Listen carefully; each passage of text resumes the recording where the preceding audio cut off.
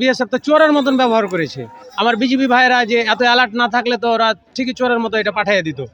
এই যে চোরের মতন 20 জনকে পুশিং করছিল, যার ভিতরে 11 জন মহিলা, 4 জন শিশু, 5 জন পুরুষ।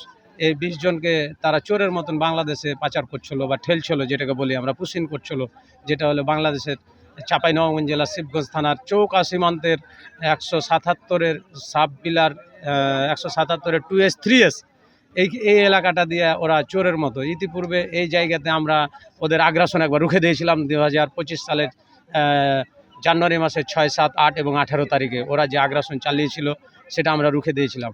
আমি আমার বাংলাদেশের একজন সুচিন্তিত নাগরিক হিসাবে আমি একটু বলতে চাই, ওরা যে চোরের মতো অবৈধভাবে পুশিং করছে এটা আমরা কখনোই কোনো সময় মেনে নিব না। এটা ভারতীয় আধিপত্য বিরোধী আগ্রাসনের একটা অংশ হিসাবে আমি দেখছি। যখন গভীর রাত 3টার সময় বিজিবি এটা জানতে পারে যে তারা বাংলাদেশে তাদের অবৈধ নাগরিককে ফেরত পাঠাচ্ছে, তখন তারা গ্রামবাসীকে খবর দিলে আমরা এখানে রাত্রি থেকে অবস্থান করছি। তাদের যে কোনো ষড়যন্ত্র আমরা প্রতিহত করব এবং তাদেরকে ভারত নিচ্ছে না, এটা তাদের প্রতি যে অমানবিক নির্যাতন করছে এটার আমি দীর্ঘ প্রতিবাদ জানাচ্ছি। দাঁড়ান,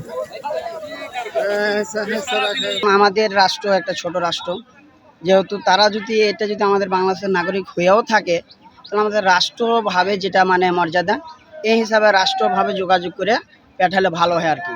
আমি কখনো এটা আশ্রয় দিব না আমাদের বাংলাদেশে আসুক, যেহেতু আমার রাষ্ট্র একদম ছোট, জনগণ বেশি, আমরা এটা কখনো মেনে নিব না। তার জন্য আমরা সর্বোচ্চ শক্তি দিয়ে প্রতিরোধ করব।